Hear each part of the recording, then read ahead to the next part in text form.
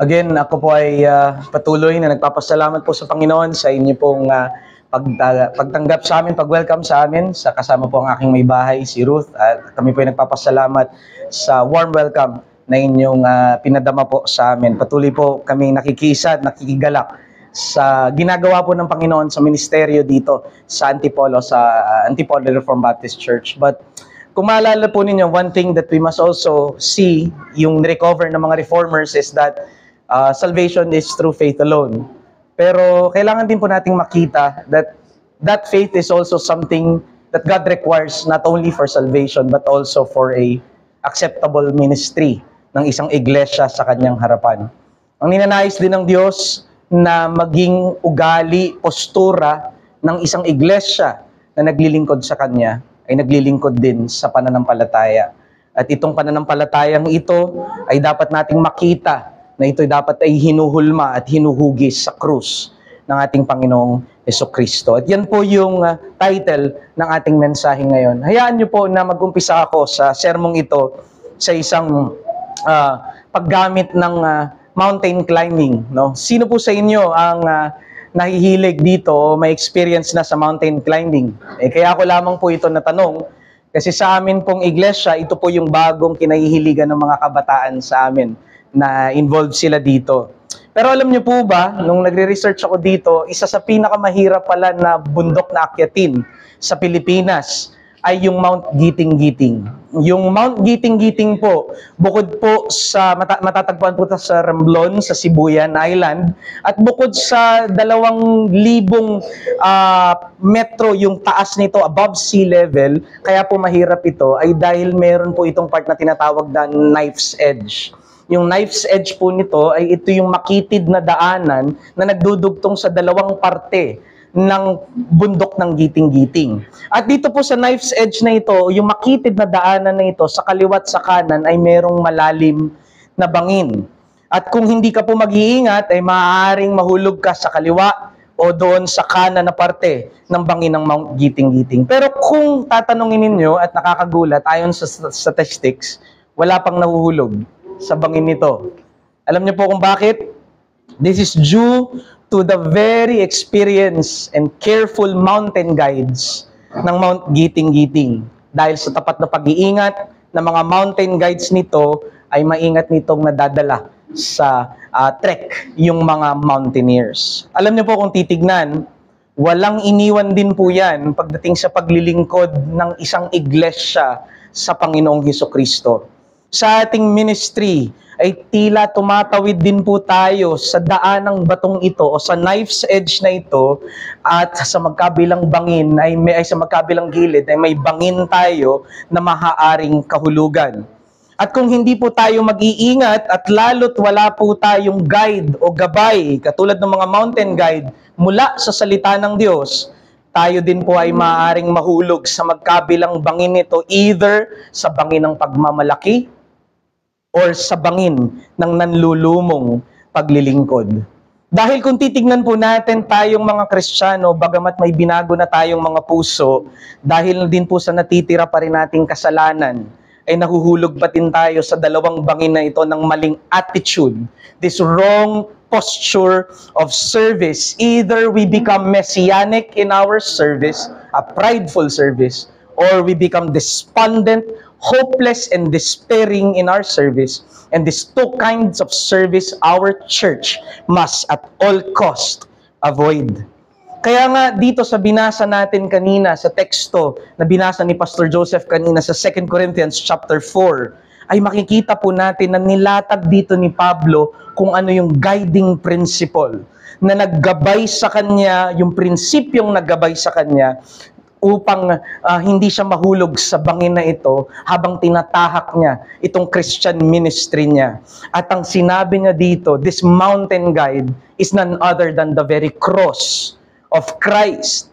At makikita niyo po ito, evident ito, if you please would like to open your Bibles with me in verses 10 to 11 ng 2 Corinthians chapter 4, makikita niyo dito, evident ito doon sa life, sa death and life na pattern ng pag-describe ni Paul sa kanyang buhay. Bakit ko po binanggit yon? Kasi that's not normal. What's normal to us is life and death. Pero dinescribe ni Paul yung kanyang ministry as death and life. And that is the cross. Death is the cross, and then life is resurrection.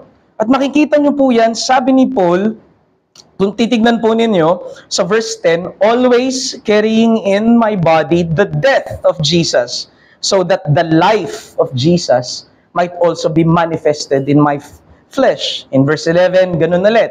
We are being given over to death, so that the life of Jesus might also be manifested in our flesh. And verse 12, ganun din, ang sinabi niya, death is at work in us, but life is at work in you. Alam niyo po, yung isang komentarista dito, si David Garland, ang sabi niya, undeniably, Paul is patterning and describing and shaping his ministry after the very cross of his Savior. Death and life. Hindi ho ba magandang mag-pause muna tayo at yan ang itanong po natin sa ating mga sarili at sa ating iglesia. Ito po ba yung pattern? Hugis krus po ba yung ating mga paglilingkod at ministry sa church? Is this the shape that describes the ministry of our church? Is it described after the death and life of Christ? After the cross of our Savior? Bakit po mahalaga ito? Dahil alam niyo po, compared dun sa mga super apostles na babanggitin ni Paul sa chapter 11, at itong mga super apostles na ito yung mga nagmamalaki at nanunuya kay Pablo sapagkat dinudusta nila yung weak na ministry ni Paul. Bakit? Because Paul is always afflicted. Paul is always pressed down. He's always struck down. Lagi siyang nabibilanggo. Lagi siyang nagugutom. At lagi siyang hinahagupit ng latigo at nakukulong. At tila sinasabi ng mga super apostles na ito ba yung apostol na gusto nyong tularan at gusto nyong pakinggan? A weak kind of ministry. But Paul turned their derision on its head. At pinatunayan niya na itong tila kahinaan at kamatayang ito ng kanyang ministeryo ang mismong patunay na siya'y apostol ng kanyang Panginoong Hesus. Dahil ang kanyang ministeryo ay kahugis at kahulman ng krus ng kanyang Kristong pinaglilingkuran.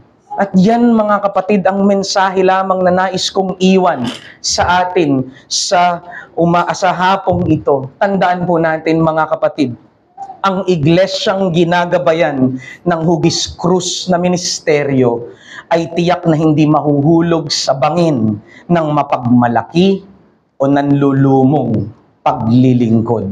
At kung titignan po natin mga kapatid, dito po ay ipapakita ni Pablo na merong principle dito sa cross-shaped ministry na ito that we must also understand. At ito yung tinatawag na already but not yet. O yung katuparan na ngunit hindi pa nalulubos. Alam niyo po, tayo bilang mga mananampalataya ay may pagkaipit sa ganitong dalawang nagbabangga ang realidad. Tayo po ay nasa already na pero hindi pa na lulubos. Kaya nga po hindi na nakapagtataka na tayo po ay makaranas ng mga effect ng reality na ito sa ating buhay. We are day by day experiencing the blessings of the new age, the already. We receive justification by faith, adoption as sons, membership into the family of God, the indwelling of the Holy Spirit. But daily at the same time, we are still battling with the reality of this present fallen age, the not yet. Dahil araw-araw tayo nahuhulog pa rin sa kasalanan at naghumaharap pa rin sa ating mga pagkukulang sa Panginoon. Kaya hindi na nakapagtataka kung papansinin nyo dito sa letter ni Paul sa Corinthians, bumaha yung mga paradoxical language na ginamit ni Paul dito somehow to describe this cross-shaped ministry.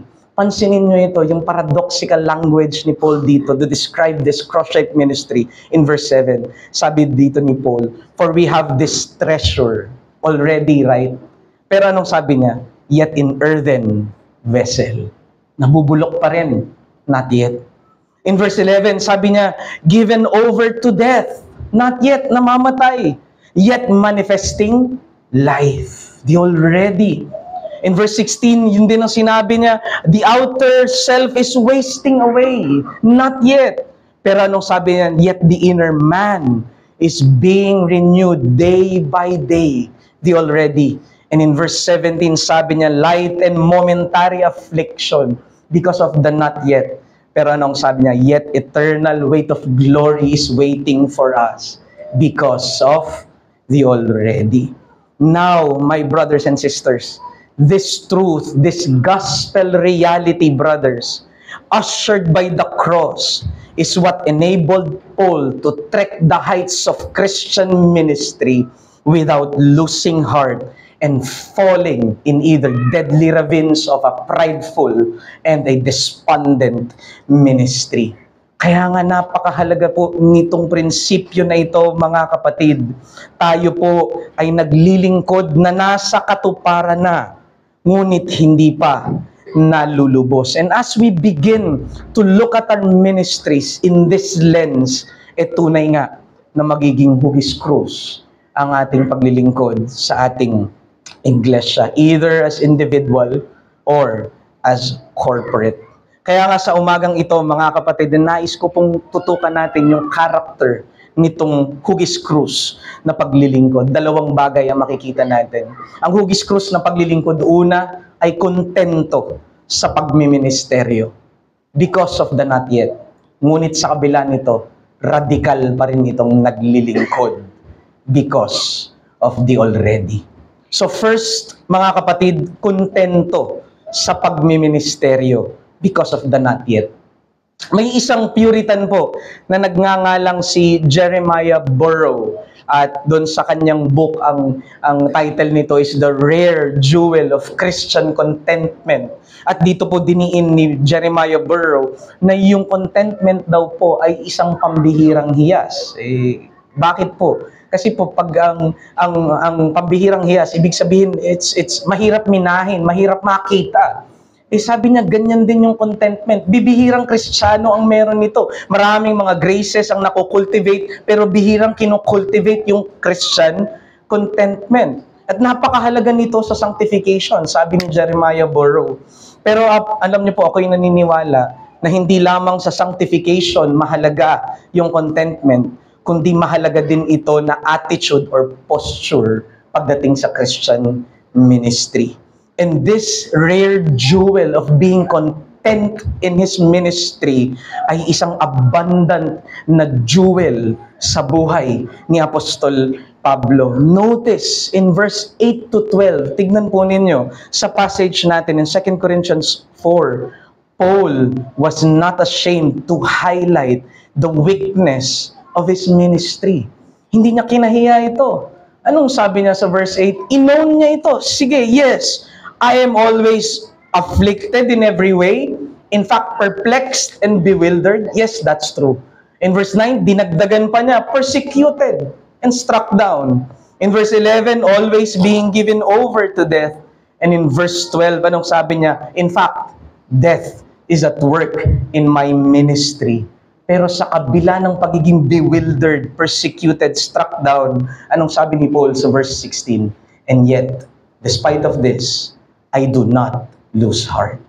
We do not lose heart. Literally, Paul is saying here, he is content in this afflicted, in this bewildered, he is content in this persecuted, he is content even in this death-producing ministry because he sees the not yet as a necessary feature of a God-glorifying Christian ministry. He sees the not yet, the limitations as a necessary feature or element of a God-glorifying ministry. You see, mga kapatid, yung inadya ng Diyos na mga hindi pa nalulubos na bagay at mga kahinaan sa ating mga pantaong ministeryo, yung mga limitasyon na kanyang inadya na ilagay, ay mahalagang parte yan ng ministeryong nakapagbibigay ng lubos na kapurihan sa Diyos. The truth is, the not yet and our present weakness is what really highlights the glory of God. Kaya kontento po si Pablo. Sabi niya dito, even in my weakness. Bakit po?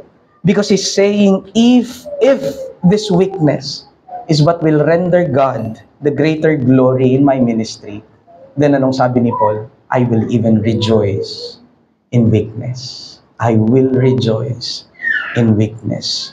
And this goes back, my brothers and sisters, in verse 7, in chapter 4 na binasa natin, pagdating dun sa jars of clay, o yung earthen vessel, sisidlang lupa. Itong sisidlang lupang ito, sabi ni Pablo, dito niloob ilagay ng Diyos yung glorious treasure niya. And what's the reason? What's Paul's reason? Ang sabi niya, to show that surpassing power belongs to God and not to us. Bakit po, mga kapatid? There's nothing dun sa jar of clay. And when that treasure is placed on an earthen vessel, all the more the glory of that treasure shines through. At ito, mga kapatid, hindi ho ba kasi ang kadalasang problema, lalo na kung minsan kahit sa ating mga Kristiyano, we are inclined and attracted to pomp and power, to signs and wonders, to numbers and influence, to growth and human skills. We often despise weakness. We often despise limitations, smallness of ministry, and simplicity of ministry. Attracted tayo dun sa mga messianic types of ministry. Yung pangmalakihan, yung pangmagalingan, yung pangmaramihan. Gusto natin yung tila naggugulat lagi, yung mas entertaining, yung influential, yung kagad may resulta. At kadalasan dito nating sinusukat yung paggalaw ng Diyos, hindi sa kahinaan.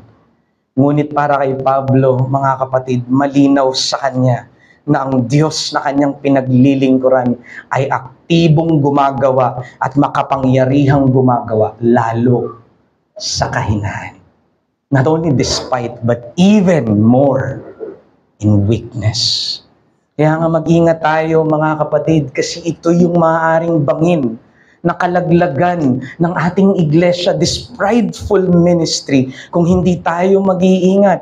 Sapagkat sa 2 Corinthians chapter 11, yan yung binanggit na karakter ni Pablo ng mga super apostles na naninira sa kanyang ministry. Sinasabi nila kahiyahi at inferior yung ministeryong meron si Pablo. Dahil si Pablo laging nagsasuffer, laging nagugutom, nabibilanggo, mahirap lamang at dumadanas ng mga persecution. Pinupulaan pa nga nila yung kawalan niya ng galing sa pagsasalita. They even mock yung lack of his oratorical skills and lofty speech, di ba? And sadly, because of that, many of those in the Corinthian church ay nahulog dyan sa paninira ng mga super apostles. Kaya nga ang ginawa ni Pablo, minarapat niya to write a letter, yung tinatawag niyang severe letter, which is no longer extant. Wala na po ito ngayon sa atin, iloob ng Panginoon na hindi na ito ay preserve. Pero kung titignan niyo po, mga kapatid, ginamit ng Diyos yung severe letter na yan upang yung ilan sa kanila ay magsisi. Ngunit ang nakalulungkot, bagamat yung ilan sa kanila ay nagsisi, may iba pa rin na nanatiling matigas at rebellious sa ministry ni Apostle Paul. And this is the context of the letter of 2 Corinthians. Yung susunod, dapat 3 Corinthians talaga to, yung binabasa natin. Pero ito na yung 2 Corinthians after that severe letter. At ito yung dahilan kung bakit parang pag binasa mo yung 2 Corinthians, bakit parang ang gulo nito. Kausap ni Pablo, parang maayos, okay na mga believers, pero pagdating sa kabila naman, parang mga rebellious naman. At yung ibang mga scholars, ang paliwanag dito, these are dalawang letter na pinagtagni. No, hindi. This can simply be explained that in chapters 1 to 9, Paul is talking to the repentant Corinthians na nagrepent because of his severe letter. And in chapter 10 hanggang 13, he is addressing yung mga kumakalaban pa rin sa kanyang apostleship. At itong passage natin ngayon in chapter 4, dito ina-address na ni Pablo yung mga repentant na mga taga-Corinthians at pinapaliwanag niya, why is he content in a weak and death-producing ministry, in a cross-shaped ministry. Dito, pinapaliwanag niya sa kanila kung bakit hindi niya kinahihiya at bakit siya kontento sa kanyang ministeryo sa kabila ng limitasyon nito. Dahil ang sinasabi ni Pablo sa mumurahin, sa ordinaryo at sisidlang putik na ito, mas nagniningning ang kapangyarihan ng Diyos. Hindi ho ba yan yung pinipicture sa atin, yung metaphor ng earthen vessel? What is an earthen vessel after all? It pictures weakness, right? Jars of clay. Bagsak mo, basag. And because it is weak, it becomes inferior compared to other yung mga sisidlan. At dahil ito ay inferior at mahina, dispensable ito. Madali itong itapon, hindi ito mahalaga. Ang tatanungin ko po kayo, ano po yung klase kaya in our modern times nakatumbas na itong jars of clay? Styrofoam and plastic bags, right? Yung mga disposable na mga lalagyan natin. And that is what Paul is talking about. Niloob ng Diyos na itong glorious treasure ay ilagay sa isang styrofoam at plastic bag na katulad niya upang masabi that the surpassing power belongs to God and not to that plastic bag and styrofoam. And my brothers and sisters, this is the kind of ministry that God is pleased. Kaya nga ito ang tanong ko lang po sa ating iglesia. Kung tento po at nagtitiwala po ba kayo sa Diyos sa kabila po ng mga kahinaan at limitasyong niloob niya sa ARBC? Kontento at nagtitiwala po ba kayo sa Diyos sa kabila ng hindi po nating karamihang bilang dahil po sa mga katapatan ng ating pastor at mga diakono, lalo't sa pangangaral ng salita ng Diyos at kanilang katapatan at commitment sa tamang pagsamba.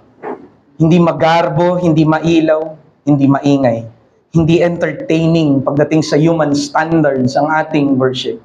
And yet we know that in this somehow limited, ordinary, simple worship, God is really pleased. Kontento at nagtitiwala po ba tayo bagamat wala po tayong malakas na impluwensya sa mga politiko at mga nasa kapangyarihan sa ating lugar?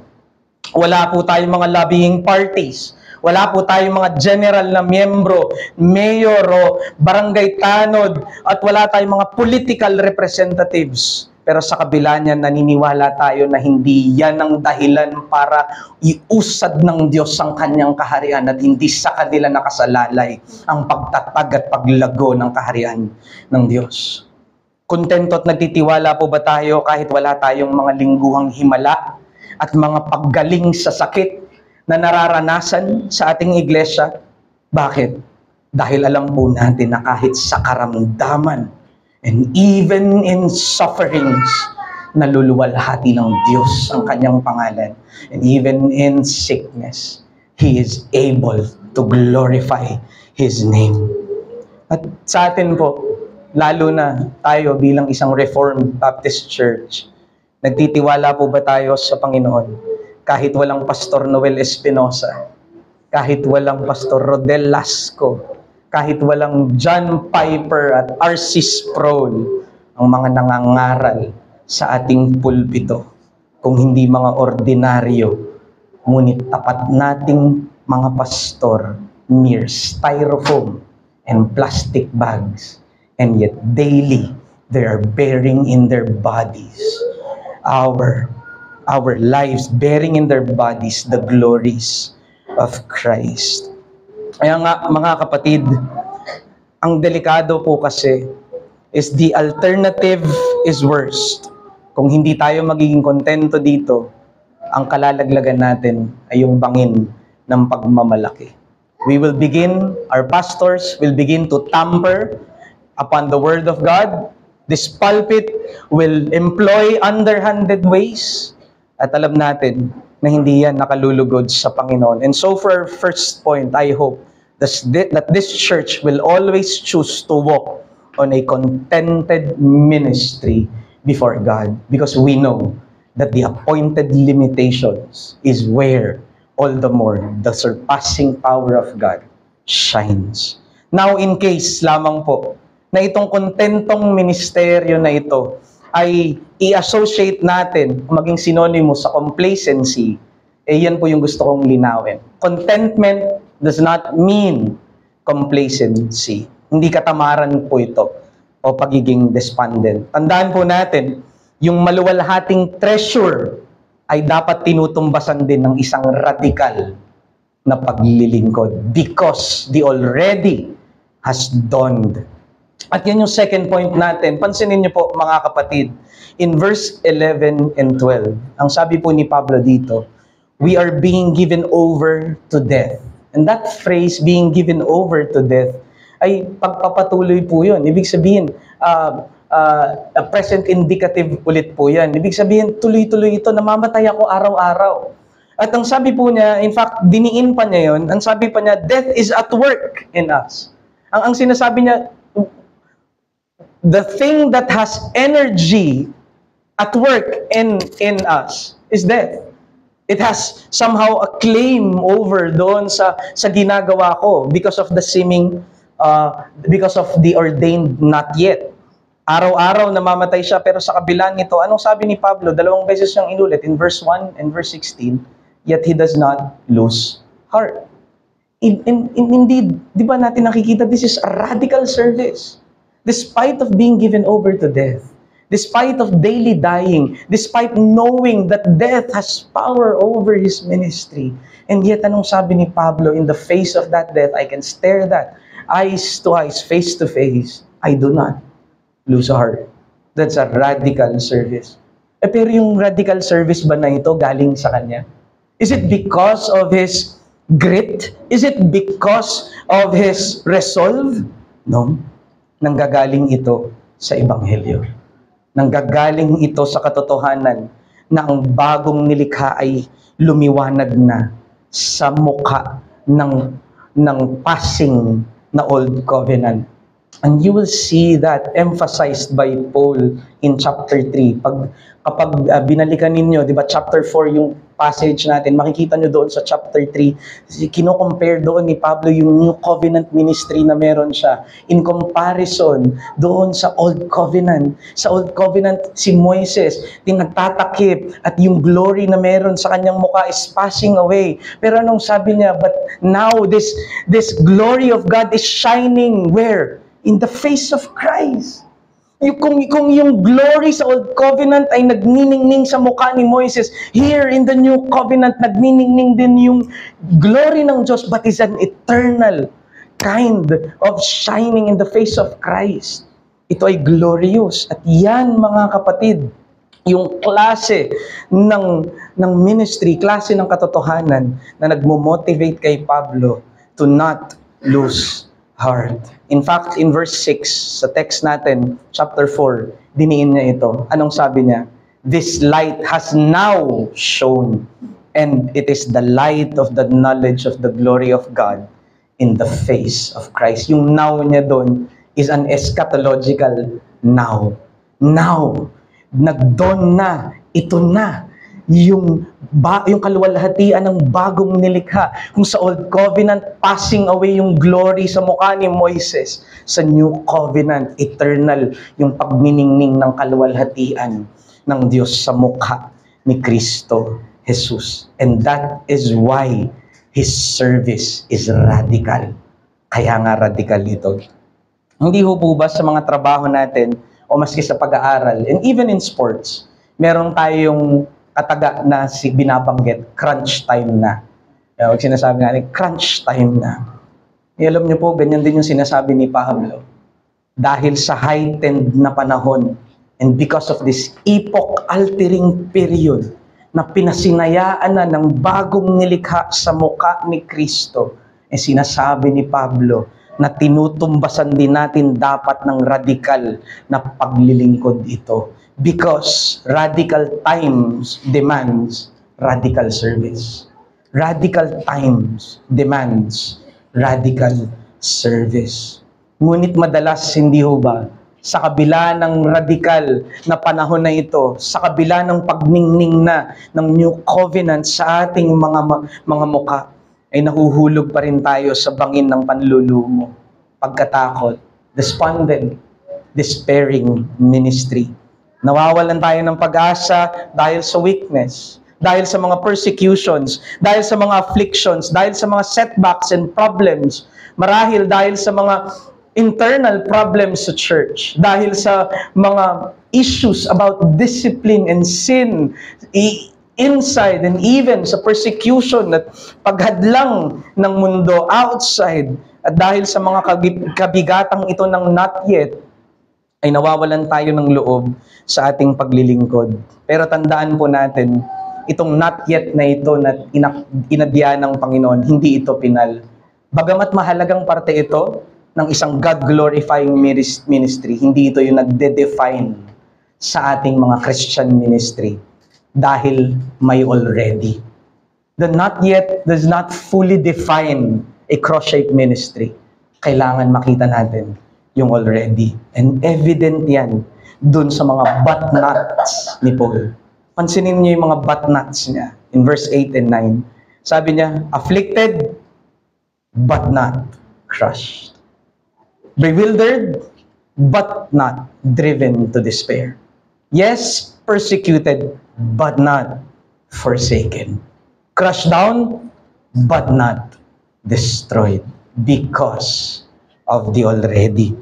Kaya nga mga kapatid, tandaan po natin, sa gitna ng mga kahinaan at limitasyon na dulot ng not yet, sa ating mga paglilingkod, ang pagliwanag ng realidad ng already ay magdala nawa sa atin, sa ating iglesia, tungo sa may pag-asa at radikal na paglilingkod sa Panginoon. May the reality of this already, the dawning of the already, this reality, usher us towards a hope-filled, radical ministry. Imagine with me for a second, halimbawa tayo po ay mga manlalakbay, no? Tapos naglalakbay po tayo, napakahaba po ng lakbayin natin. Kapag hindi po natin nakikita yung dulo habang tayo po ay naglalakbay, di ba parang nakakatamad, no? Kasi hindi mo makita kung anong mangyayari doon at kung saan yung dulo. Pero halimbawa po, meron pong kapangyarihan, may kamay halimbawa, no, na kumuha sa atin tapos naglagay sa atin doon sa tuktok ng bundok. And somehow, paglagay sa atin doon sa tuktok ng bundok, pinakita sa atin yung dulo. Nakita natin, ayun, yun pala. At ang ginawa po sa atin, ibinalik po tayo nito doon sa baba, doon sa paglalakbay natin. Hindi ho ba dahil nakita natin yung hinaharap, nakita natin yung dulo, kung saan tutungo yung lahat ng lakbayin natin, that gives us extra and another strength para magpatuloy po sa ating lakbayin. Alam niyo po, ganyan din ang ginawa ng Diyos sa atin because of the reality of the dawning of the already, because of the cross. Dinala tayo nito sa bundok ng krus ng Panginoon. At dito'y pinakita niya sa atin na anuman ang kasalukuyang kabigatan ng not yet na dinadaanan ng ating iglesia, malinaw ang tutumbukin nating already. Dahil ito ay tiniyak ng krus ng ating Panginoong Hesukristo. Kaya nga mga kapatid, yung ministeryo ng Panginoon dito sa ARBC, dumaan man po kayo sa matinding pagsubok bilang isang iglesia, dumaan po kayo sa mga niloob ng Diyos na mga not yet at limitation nito. Narito at malinaw ang katapatan ng Panginoon po sa inyo. And hindi ho ba, this proves kapag binabasa nyo po yung inyong history sa inyong iglesia, I think kahit ano pong church, kapag binasa yung kanilang church history, makikita natin yung katotohanan ng ito. Here you are. Ilang years na po ang ARBC? 5 years, no? 5 years. Hindi ho ba napakaganda niyan that there were times that dumaan po kayo sa pag-struck down, pero you were not fully destroyed, no? Dumaan po kayo doon sa mga persecution, but not fully or truly abandoned because of the reality of that already. Mga kapatid, familiar po ba kayo kay Vladimir Lenin? Si Vladimir Lenin, siya po yung founder ng Soviet Russia. Isa po yung communist state, yung Soviet Russia. At sa isa pong speech niya, hinamon po niya yung kanyang mga kababayan na mga Ruso regarding sa paglilingkod nila sa kanilang communist state. And listen to what he said. And I quote, "We must train men and women who will devote to the revolution not merely their spare evenings, but the whole of their lives." You see, Vladimir Lenin is calling for a 24/7 radical devotion to the communist cause. He's calling an all-out service to the communist cause. Is Christ not worthy, more worthy of such radical, all-out service? Especially here, now, that His cross already ushered the glorious reality of the new covenant. Hindi po ba napakaganda yung hymn na sinulat ni Martin Luther? Ang sabi po niya doon sa title ng hymn, "A Mighty Fortress, let goods and kindred go, this mortal life also." Pinapakita doon ni Martin Luther that even death and dying, Christ is still worthy of His service. Kahit yung kanyang mortal life ay mawala, still, hindi nito kayang sabihin na hindi sapat para ibigay niya ito sa kaluwalhatian at para ipaglingkod niya ito sa kanyang Panginoon. Even His goods and even kindred. Ito rin yung mensahe, hindi ho ba, nung pinen na awitin ni Isaac Watts. The title is "When I Survey the Wondrous Cross." Basahin ko lamang po yung isang line dito. Ang sabi ni Isaac Watts, "Were the whole realm of nature mine, that were a tribute far too small, love so amazing, so divine, demands my soul, my life, my all." That is the kind of service na dapat ay itinutumbas natin sa ating Panginoong Hesukristo, sa bagong nilikha na kanyang pinasinayaan, sa iglesia na kanyang tinatag at pinasimulan. After all, kung ano yung ibinigay at ipinagkaloob niya sa atin na isang bagay na hindi natin kayang tumbasan kahit ibigay natin ang ating lahat-lahat at kahit ulitin pa ito ng 10,000 beses, that will never suffice. Naalala ko lang po, mga kapatid, and let me end on this, yung kinuwento po ni Bryan Chapell na isang nangyari sa magkapatid. Sa book niya ito, Each for the Other. Hindi ko alam kung nabasa niyo na po ito. Pero nilahad niya dito yung true story ng isang younger brother at ng isang elder brother. Yung dalawang magkapatid na ito, sila po ay mahilig maglaro doon sa kanilang lugar. At ang problema po, doon sa pinaglalaroan nila, ay meron pong mga mounds o yung mga tambak ng putik. At yung mga tambak ng putik na ito, yun yung gustong-gusto nilang tinatakbuhan. No? Ang problema pala po din dito sa mga tambak ng putik o mounds na ito, yung gitna pwedeng maging hollow. No?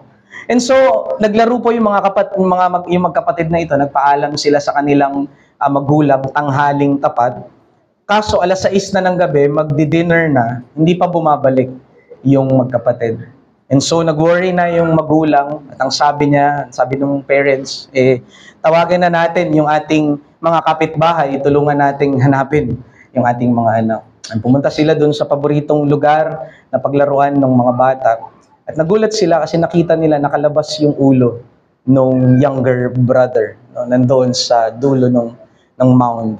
Dali-dali tinakbo ito ng nanay at sinabi niya, "Anak, kamusta ka? Anak, nasaan na yung kapatid mo? Where's your elder brother? Where's your older brother?" Alam niyo po, nakakagulat kasi ang sabi ni Bryan Chapell, sumagot yung bata, yung younger brother. Ang sabi niya doon, "I am standing upon his shoulders, ma. I'm standing upon his shoulders. Nakatayo yung bata doon sa balikat ng kanyang elder brother. That is why he was able to breathe and to live. And somehow, my brothers and sisters, isn't that the picture of every one of us? We are also standing, every one of us here, standing upon the shoulder of our elder brother, Jesus Christ. At kung ano yung pinasimulan ng kanyang krus, iyan lamang yung dahilan kung bakit tayo nakakatindig at nakakatayo ngayon. At kung bakit tayo may nararanasan ng mga pagpapalang espiritual at radikal na mga blessings mula sa Ebanghelyo. At kung titignan natin, dapat maging sapat yan, mga kapatid, na ibigay at ipaglingkod natin at tumbasan natin hanggat ating makakaya ang ginawang ito ng Panginoong Hesus para sa atin. And so, kontento tayo sa pagmiministeryo because of the not yet, pero radikal pa din tayo sa paglilingkod because of the already and the reality that the cross event has ushered. Ito, mga kapatid, yung hugis krus na paglilingkod na siyang gagabay sa atin upang hindi tayo mahulog sa either bangin ng nagmamalaki o yung nanglulumong paglilingkod. Because at the end of the day, my brothers and sisters, kung titignan po natin, yung prideful at yung despairing ministry ay meron niyang isang root cause. Yung prideful and despairing ministry is all rooted in a constant preoccupation about self, about the self. Despondent siya kasi lagi siyang nakatingin sa kanyang sarili, tiniisip niya na hindi sapat yung ability niya. Kaya despairing, wala siyang magagawa, hindi na lang siya maglilingkod. Pero yung prideful ministry, it's still rooted in a constant preoccupation of self, about the self, na yung lakas na yung galing niya ang magpapanagumpay ng gawain ng Panginoon. And the cure is a cross-shaped ministry.